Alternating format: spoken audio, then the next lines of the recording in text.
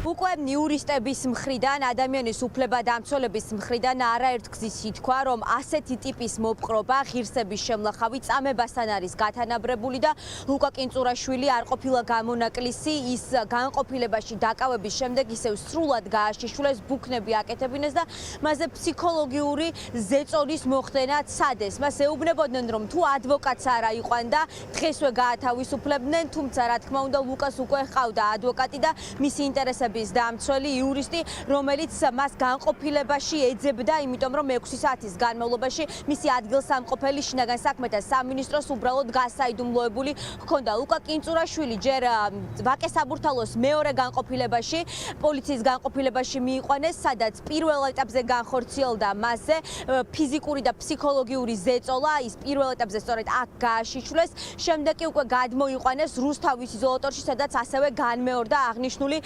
ქმედება. ის ძალადობრივად დააკავეს მაშინ, როდესაც საკუთარი ტელეფონის გახსნის უფლება არ მისცა პოლიციის თანამშრომლებს, ძალადობრივად წართვეს, ამიტომ სხეულზე მას დაზიანებები აქვს და აქ არის კიდევ ერთი საინტერესო გარემოება. ადვოკატი ჩვენთან საუბარში ამბობს, რომ ლუკას დაკავების პირველივე წუთებიდან ისინი ცდილობდნენ, რომ საქმეში ჩართული იყოს სახალხო დამცველის აპარატი, თუმცა ლევან იოსელიანის უწყებას ამ დრომდე ადვოკატთან უკავშირი არ ჰქონია და არანაირი ინფორმაცია იმის შესახებ, ან სად იმყოფებოდა უკანონოდ დაკავებული დემონსტრანტი, ან როგორი იყო მისი ჯანმრთელობის მდგომარეობა და მის მიმართაც იყო თუ არა ღირსების შემლახავი მოპყრობა განხორციელებული, სწორედ ლევან იოსელიანის უწყებას არანაირი ინტერესი ამ მიმართულებით არ გამოუჩენია.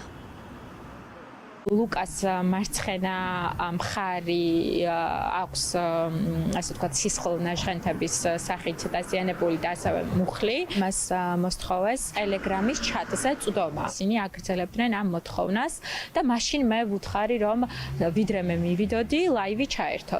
სწორედ ეს გახდა უკვე ტელეფონის წართმევის საფუძველი. ის გადაიყვანეს სავარაუდოდ ვაკე საბურთალოს პოლიციის მეორე განყოფილებაში, იმიტომ რომ მეორე განყოფილების თანამშრომლები არიან ის პირები, რომლებმაც მისი ადმინისტრაციული წესით დაკავება მოახდინეს, სადაც მოხდა ლუკა კინწურაშვილის იძულებითი სრულად გაშიშვლება. სრულად გაშიშვლების შემდგომ ერთ-ერთმა სამართალდამცავმა ყურადღება გაუმახვილა მკერდზე არსებულ პირსინგებზე და უთხრა, რომ ეს საზიზღრობა იყო, განსაკუთრებით როცა ეს პირსინგები მკერდზე კაცს აქვს გაკეთებული.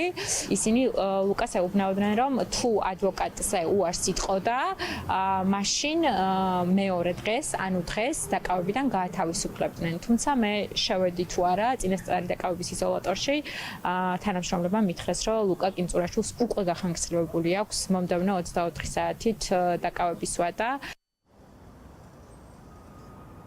სავარაუდოდ 48 საათიან პატიმრობის ვადას სრულად გამოიყენებენ გელა ხასაიას შემთხვევაში, ციც ამ დრომდე დროებითი მოთავსების იზოლატორში რჩება თბილისში, ელოდება როდის ჩაინიშნება მისი სასამართლო სხდომა, ან შინაგან საქმეთა სამინისტროს თანამშრომლებს შეუძლიათ, რომ ის გაათავისუფლონ მაგალითად ან ხელწერილის საფუძველზე, ან წინასწარ დაატოვებინონ განყოფილება, სანამ პროცესი ჩაინიშნება. ამის მოლოდინში არის ახლა ადვოკატი თეო ზაქარაშვილი, რომელსაც ჩვენ რამდენიმე წუთის წინ ვესაუბრეთ და მას კიდევ ერთხელ ვთხოვეთ განემარტა რა საფუძველი ჰქონდა გელა ხასაიას დაკავებას. ის არის აქტივისტი, რომელიც მუდმივად ყოველდღიურად დგას საპროტესტო აქციებზე და შესაბამისად ძალიან მარტივი იყო მისი იდენტიფიცირება იმ შემთხვევაში, თუ ამის სურვილი ჰქონდათ რეალურად შინაგან საქმეთა სამინისტროს თანამშრომლებს, თუმცა შემდგომში გაირკვა, რომ მათი მიზანი მხოლოდ და მხოლოდ ის იყო, რომ ადმინისტრაციული პატიმრობა გამოეყენებინათ გელა ხასაიას შემთხვევაში, რომელიც ერთ-ერთი აქტიური მონაწილეა ამ პროევროპული აქციების. გელა ხასაიას ედავებიან, რომ ის არ დაემორჩილა სამართალდამცველების მოთხოვნას, თუმცა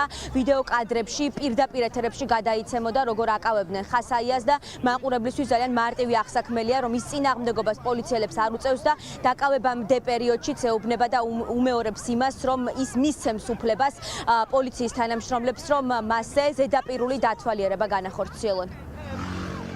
12 საათის მონაცემებით დამიდასტურა იზოლატორმა, რომ გელა მათთან არის და არ გადმოუყვანიათ სასამართლოში. ყოველ შემთხვევაში ესეთი ბრძანება არ მიუღიათ. სასამართლოში შეიძლება გადმოიყვანონ ნებისმიერ დროს, ასევე 48 საათის ან 48 საათამდე ნებისმიერ დროს შეუძლია შინაგან საქმეთა სამინისტროს უბრალოდ გაათავისუფლონ და შეწყვიტონ მისი დაკავება. გელა ხასაიას მოსთხოვეს ჯერ პირადი დათვალიერება და მან მიაწოდა ჩანთა, შემდგომ მოთხოვეს ამ ჩანთიდან ნივთების ამოლაგება და ამ გარკვევაში არც ამის წინააღმდეგი არ იყო გელა, ამ გარკვევაში უბრალოდ შინაგან საქმეთა სამინისტროს სურვილი იყო, რომ ის დაეკავებინათ. რაც შეეხება მუხლს, ეს არის სტანდარტულად 173-ის პირველი, რაც არის ისევ დაუსაბუთებელი, როგორც ყოველთვის.